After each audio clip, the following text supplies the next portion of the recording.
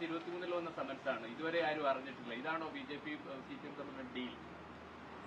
നിങ്ങൾ ഓർക്കുന്നുണ്ടാവും, ഞാൻ പ്രതിപക്ഷ നേതാവിന്റെ സമയത്താണ് ഈ ഇഷ്യൂസ് എല്ലാം ഉണ്ടായത്.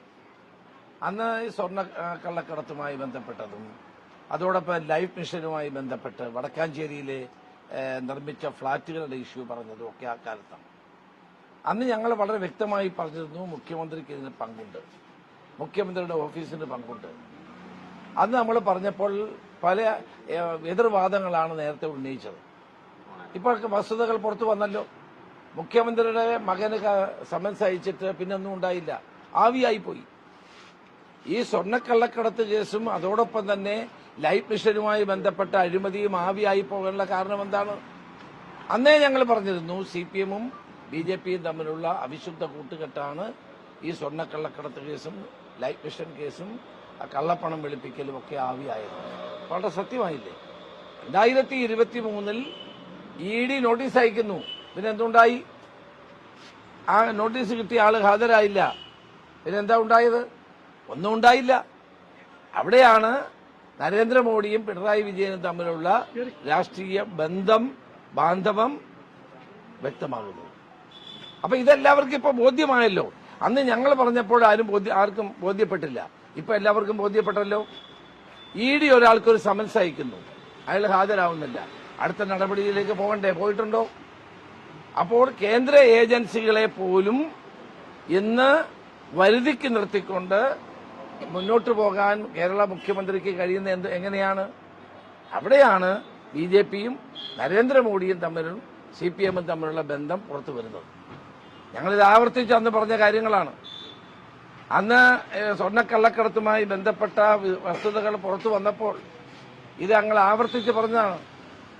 അന്ന് പലരും അത് വിശ്വസിച്ചില്ല. പക്ഷെ ഇപ്പൊ എല്ലാവർക്കും വിശ്വാസമായല്ലോ. എനിക്ക് ആ കാര്യത്തിൽ സന്തോഷമുണ്ട്. ഇപ്പോഴും ആ ബന്ധം തുടരുകയാണ്. മുഖ്യമന്ത്രിയും നരേന്ദ്രമോദിയും തമ്മിലുള്ള ബന്ധം ഇപ്പോഴും തുടരുകയാണ്. അതാണ് നമുക്ക് വ്യക്തമാകുന്നത്.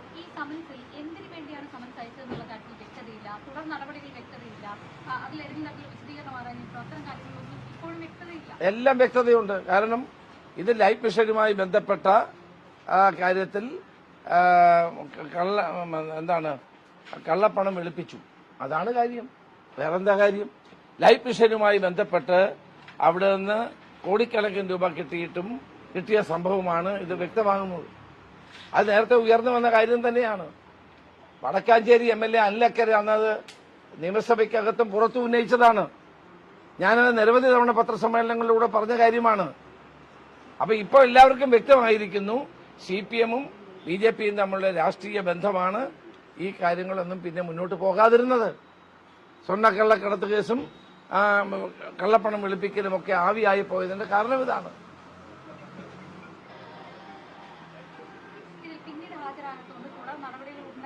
അല്ല, തുടർ നടപടികളൊന്നും ഉണ്ടായിട്ടില്ല, ഹാജരായിട്ടുമില്ല, അതിന്റെ ആവശ്യമില്ല.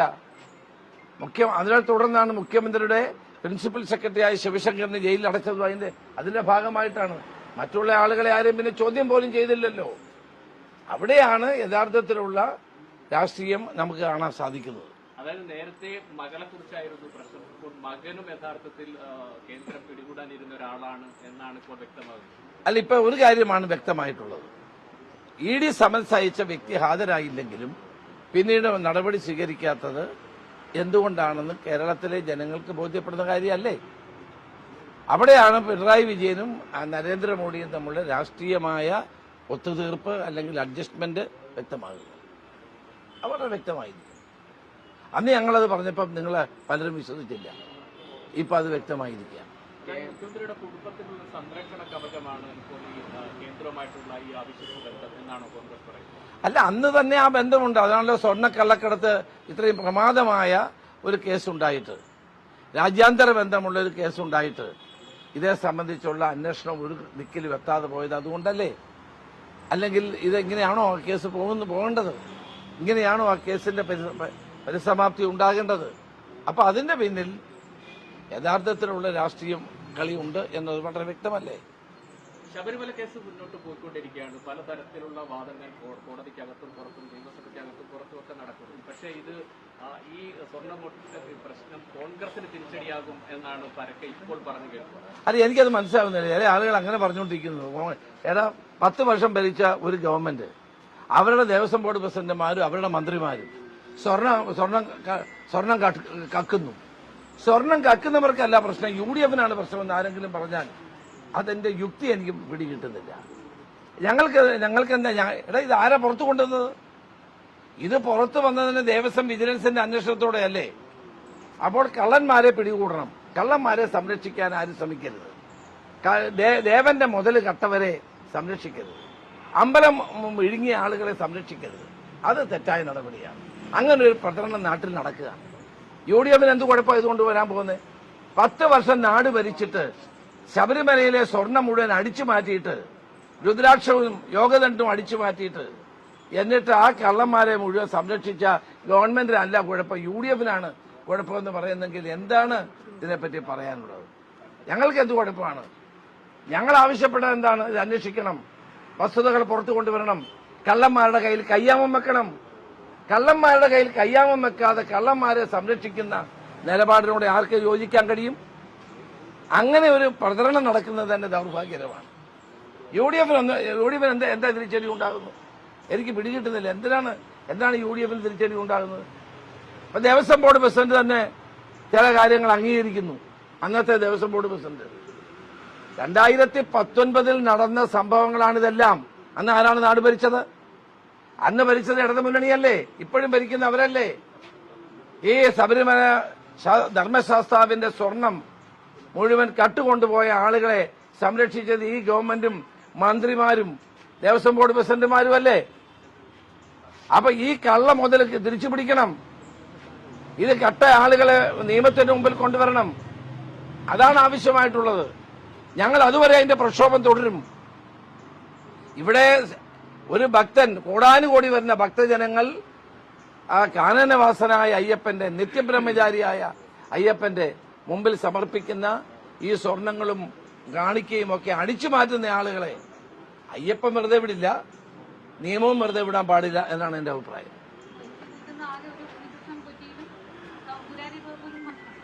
ഉണ്ണികൃഷ്ണൻ പോറ്റിയിൽ ഇത് അവസാനിക്കാൻ പാടില്ല. ഇപ്പൊ അങ്ങനെയാണ് പോകുന്നത് കാര്യങ്ങൾ.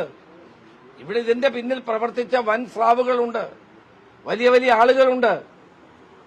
ഒരു ഉണ്ണികൃഷ്ണൻ പോറ്റി മാത്രം വിചാരിച്ചാൽ ശബരിമലയിലെ സ്വർണ്ണം അടിച്ചുകൊണ്ടുപോകാൻ പറ്റുമോ? ദ്വാരപാലക ശില്പങ്ങൾ അടിച്ചുകൊണ്ട് പോകാൻ പറ്റുമോ? കഥ അടിച്ചുകൊണ്ട് പോകാൻ പറ്റുമോ? വാതിൽപ്പടി അടിച്ചുകൊണ്ട് പോകാൻ പറ്റുമോ? വിജയ് മല്യ അന്ന് കൊടുത്ത സ്വർണങ്ങൾ മുഴുവൻ അടിച്ചു മാറ്റാൻ പറ്റുമോ? ഇത് ആരോടാണ് ഇത് പറയുന്നത്? അപ്പൊ ഇതിന്റെ പിന്നിൽ മന്ത്രിമാരുണ്ട്, ഗവൺമെന്റുണ്ട്, ദേവസ്വം ബോർഡുണ്ട്, ദേവസ്വം ബോർഡ് പ്രസിഡന്റുമാരുണ്ട്. അവരെയൊക്കെ രക്ഷിക്കാനാണ് ഗവൺമെന്റ് ശ്രമിക്കുന്നത്. അത് നടക്കില്ല. അത് UDF-ന് ഒരു തിരിച്ചടി ഉണ്ടാവില്ല. UDF ജനങ്ങളോടൊപ്പമാണ്. ജനങ്ങൾക്ക് ഇത് ബോധ്യപ്പെട്ടിട്ടുണ്ട്. തിരിച്ചടി LDF-ന് തന്നെയാണ് ഉണ്ടാകാൻ പോകുന്നത്. ഈ അയ്യപ്പ ഭക്തന്മാരെ മുഴുവൻ പറ്റിച്ച് മുതലുകെട്ട് ഈ നാടിലെ ജനങ്ങളുടെ വിശ്വാസത്തെ മുഴുവൻ തകർക്കുന്ന നടപടിയാണ് ഗവൺമെന്റ് സ്വീകരിക്കുന്നത്. 2019 ശേഷം ഞാൻ ഇന്ന് ഓർക്കുന്നു, വാസു ദേവസ്വം ബോർഡ് പ്രസിഡന്റായി കടകംപള്ളി സുരേന്ദ്രൻ മന്ത്രിയായിരുന്ന കാലത്താണ് ഈ കേരളത്തിലെ മുഴുവൻ ക്ഷേത്രങ്ങളുടെയും വിളക്കുകൾ, പഴയ പലതരത്തിലുള്ള വിളക്കുകൾ, അതോടൊപ്പം തന്നെ ഉരുളികൾ, പാത്രങ്ങൾ, ഇതെല്ലാം വിൽക്കാൻ തീരുമാനിച്ചു. അത് വിൽക്കാൻ, ഇതൊക്കെ നൂറ്റാണ്ടുകളുടെ പഴക്കമുള്ള സാധനങ്ങളാണ്. ഇത് വിറ്റാൽ കോടികൾ കിട്ടും. അത് ലേലം ചെയ്യാൻ തീരുമാനിച്ചപ്പോൾ ഞാൻ അന്ന് എതിർത്തു. ഞാൻ അന്ന് ദേവസ്വം ബോർഡ് പ്രസിഡന്റായി വാസുവിന് കത്തയച്ചു. അദ്ദേഹത്തോട് സംസാരിച്ച് ചെയ്യരുതെന്ന് പറഞ്ഞു. അങ്ങനെയാണ് അത് തടഞ്ഞത്. അല്ലായിരുന്നു അത് ഈ പാത്രം മുഴുവൻ അടിച്ചുകൊണ്ട് പോയേനെ, വിറ്റ് കാശാക്കിയേനെ. അപ്പൊ ദേവസ്വം ബോർഡിനെ ഇടതു മുന്നണി ഒരു കറവ പശുവാക്കുകയാണ്, കൊള്ളയടിക്കാനുള്ളൊരു കേന്ദ്രമാക്കുകയാണ്. ദേവന്റെ മുതൽ കക്കുന്നവരെ ദൈവം വിടില്ല. അതുകൊണ്ട് ആര് മോട്ടിച്ചാലും അവർ ശിക്ഷ അനുഭവിക്കേണ്ടി വരും. ഇന്നല്ലെങ്കിൽ നാളെ ഇത് അനുഭവിക്കും, സംശയം വേണ്ട. ഇതിന്റെ പ്രതിഷേധവുമായി ബന്ധപ്പെട്ട് ഇന്നലെ ഷാഫി പറമ്പിലിന് എംപിക്കടക്കമൊക്കെ പരിക്കേൽക്കുന്ന സാഹചര്യമുണ്ട്. പോലീസ് ലാത്തിചാർജ് നടന്നിട്ടില്ല. ഷാഫി പറമ്പിലിനെ ഇന്നലെ പോലീസ് ഭീകരമായി മർദ്ദിച്ചു എന്നുള്ളത് സത്യമാണ്. ഞാൻ രാത്രി തന്നെ ഈ വിവരം അറിഞ്ഞ് അവരോട് ഞാൻ DCC പ്രസിഡന്റ് അടക്കമുള്ളവരോട് സംസാരിച്ചു. 2 ജാഥകൾ ഒരുമിച്ച് വരാനുള്ള സാഹചര്യം ഉണ്ടാക്കിയത് ആരാ? പോലീസല്ലേ. സാധാരണഗതിയിൽ സംഘർഷം നിറഞ്ഞു നിൽക്കുന്ന ഒരു സ്ഥലത്ത് 2 ജാഥകളെ ഒരേ റൂട്ടിലൂടെ വിടാൻ എങ്ങനെ പോലീസ് തയ്യാറായി? തന്നെയുമല്ല, അങ്ങനെ വരുമ്പോൾ ഒരു കൂട്ടർക്ക് മാത്രം എങ്ങനെ മർദ്ദനം വെക്കുന്നു? ഷാഫി പറമ്പിലിനെ പോലെ KPCCയുടെ വർക്കിംഗ് പ്രസിഡന്റായ MP ആയ ഒരു യുവ നേതാവിനെ ഭീകരമായി മർദ്ദിച്ച് അദ്ദേഹത്തിന്റെ മൂക്കിന് ഓപ്പറേഷൻ നടത്തി ആശുപത്രി കഴിയുകയാണ്. ഇതാരാണ് ഈ ഉത്തരവാദി? ആ പോലീസ് ഉദ്യോഗസ്ഥന്മാർക്ക് നേരെ നടപടി ഉണ്ടാകണം, തക്കതായ ശിക്ഷ കൊടുക്കണം. എന്നിട്ട് പറയാണ് ഒരു ലാത്തി ചാർജ് ഉണ്ടായി. പിന്നെ എങ്ങനെയാണ് പരിക്കുണ്ടായത്? മൂക്കിൽ നിന്ന് എങ്ങനെ ചോര വന്നു? എന്താ MP കണ്ട അറിയത്തില്ലേ അവർക്ക്, പോലീസുകാർക്ക്? അവൻ നിരന്തരമായി ഷാഫി പറമ്പലിനെ വേട്ടയാടാൻ ശ്രമം നടക്കുകയാണ്. അത് ഒരു കാരണവശാലും ഞങ്ങൾ അംഗീകരിക്കും.